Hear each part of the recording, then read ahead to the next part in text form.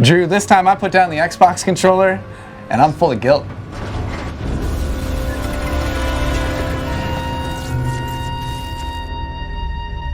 Drew, we took a look at a Stadia exclusive. This is Gylt, and it's a cartoony, stealthy kind of mystery game. Yeah, it's really cool. Actually, you know what? I'm really impressed. Tequila Works has really stepped up their game, because the last time we played their last game, which was Sexy Brutal, and it was a unique experience. So Tequila Works has definitely got their own style. So for them to go from one game to this game and make it exclusive, which is nice to have an exclusive on the Stadia. But let's back it up a little bit, because first of all, before we actually get into this, let's look at the fact that Stadia launched in November. It is now February, and it is now a Stadia Pro title. Interesting that they decided to put this on the Pro. Now, already? I've got mixed feelings about that, because at the same time, you want to attract people to the Stadia. And Yeah. what better way to do that than with exclusives? You want people to pay that monthly. Exactly. But now it's just kind of handed to us. It's interesting. I don't know what they were going with this. Well, exactly. And so if you just got the Stadia back in November and you purchased this title,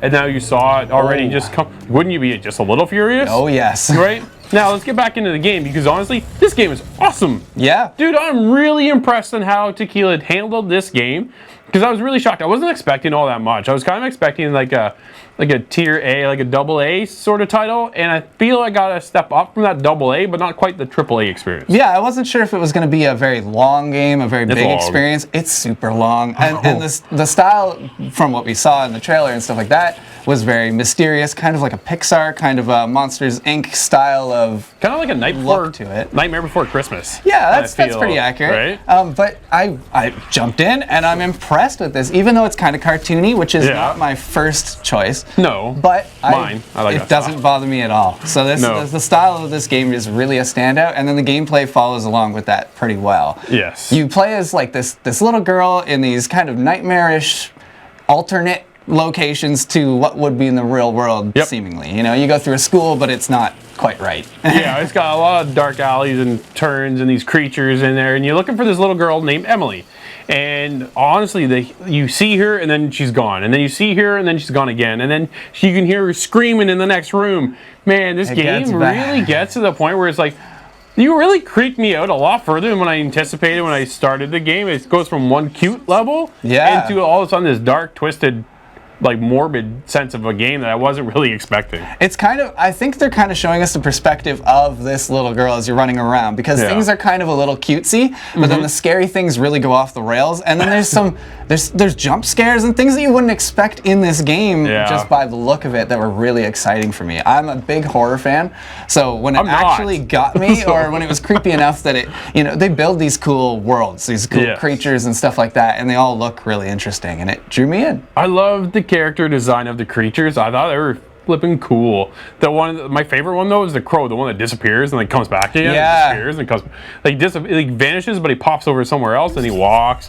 So it is that old like cartoony mechanic of that stealth. You kind of sit behind a bush and you wait for them to vanish or walk away, and then you creep around and go to the other side.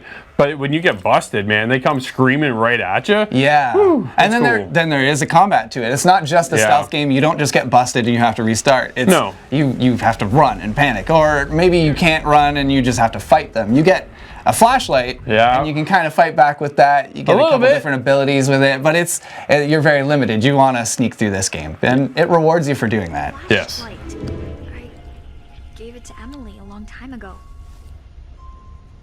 God, the way you heal yourself in this, I kind of thought was comical. Oh yeah, that's a pretty good. So some of us in this world experience a problem called asthma. I'm one of those people.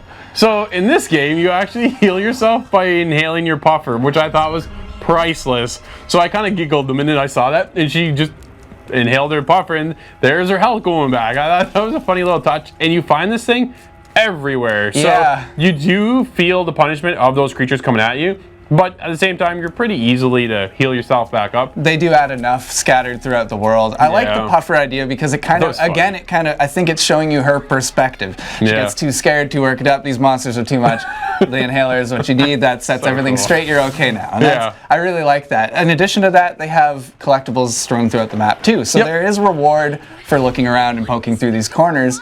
The levels are pretty advanced, although they're linear. They are very linear. I mean, open by advanced. you know, somewhat linear. You can explore a lot of different crevices, but you have to go. Honestly, it's point A and point B, and when there might be a little deviation over here, or a little deviation over there, and that is the extent of it. But in those deviations, sometimes you find these like people that are petrified, and you give them a collectible and bring them back to life. Yeah. So there's kind of this collectible thing, and I'm hooked for one of those. You know, if you look at my achievement list, you can see that I got to get all these little things. Well, that was the other side of it too, though. Now Stadia's got the achievements that are popping. I'm like, cool, I'm now actually getting rewarded. Oh no, this is nice. I'm hooked again. It was good. I like Gylt a lot. I was really impressed. Well, Scott, I don't think you were that guilty playing this game. What are you scoring, Gylt? No, it was a good time. I had a great time overall. I have to give this one a 7.5. Yeah, you know what? I'm right there with you. Guilty pleasure for this one. 7.5 for me as well.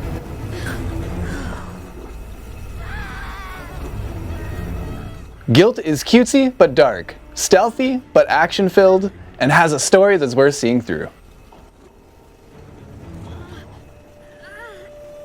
If you like this video and you want to see more like it, check out the channel and give us a subscribe.